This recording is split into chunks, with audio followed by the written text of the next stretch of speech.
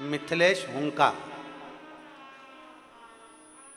हुंका परिवार राजनंद गांव, कहीं बैठी हैं आप ही हैं। श्री शिवाय नमस्तुभ्यं। गुरुदेव, मेरी आंखों की रोशनी,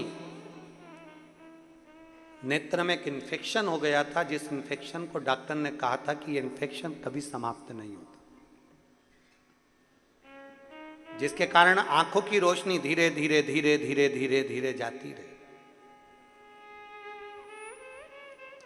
और डॉक्टर ने कह दिया था इन्फेक्शन इतनी जल्दी समाप्त नहीं होता। आंख का जो काला भाग है, उस काले भाग में जो बीच में बिंदु है, उसमें इंजेक्शन लगना था और फिर वो आंखों का इन्फेक्शन उसके अंतर्गत समाप्त होना था। गुरुजी, इन्फेक्शन को मिटाने के लिए 4 इंजेक्शन डॉक्टर ने बोले थे और वो डॉक्टर का कहना था कि ये ठीक हो कि ना हो उसका भी कोई वर्णन नहीं।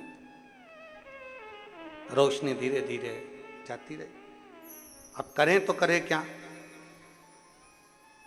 किसी ने कहा कि शिव महापुराण की कथा सुनो। हमने कथा सुनना प्रारंभ करा। शंकर जी पे चढ़ा हुआ जल और एक बेलपत्र का प्रयोग किया। डॉक्टर ने 1 इंजेक्शन तो लगा दिया, फिर 3 इंजेक्शन की बारी आई तो हमसे सहन नहीं हुआ। अब सहा नहीं गया, तब बेलपत्र और शंकर के चढ़े हुए जल का प्रयोग करना प्रारंभ करा। अब मैं बाबा का क्या वर्णन करूं गुरुदेव।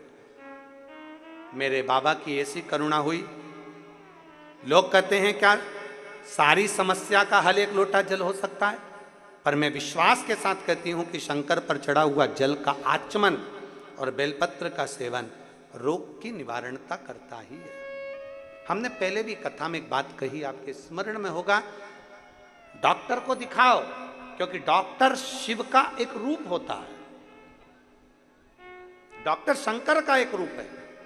जो वो दवाई दे वो ले, जो वो जांच बोले वो करवाओ, पर उसके साथ में शंकर जी पे करा हुआ भरोसा आपको आगे बढ़ा ही देता है। शिव जी पे करा हुआ भरोसा, शंकर पर करा हुआ विश्वास तुम्हें आगे बढ़ा ही देता है। गुरुदेव, जब दूसरी बार मैं इंजेक्शन के लिए डॉक्टर के पास गई तो डॉक्टर ने जांच कर कर कह दिया कि अब आपको इंजेक्शन की जरूरत नहीं है, आपकी आंखें धीरे धीरे ठीक हो गई हैं। ये एक शिव भक्ति है, एक विश्वास, एक भरोसा, एक दृढ़ता होती है।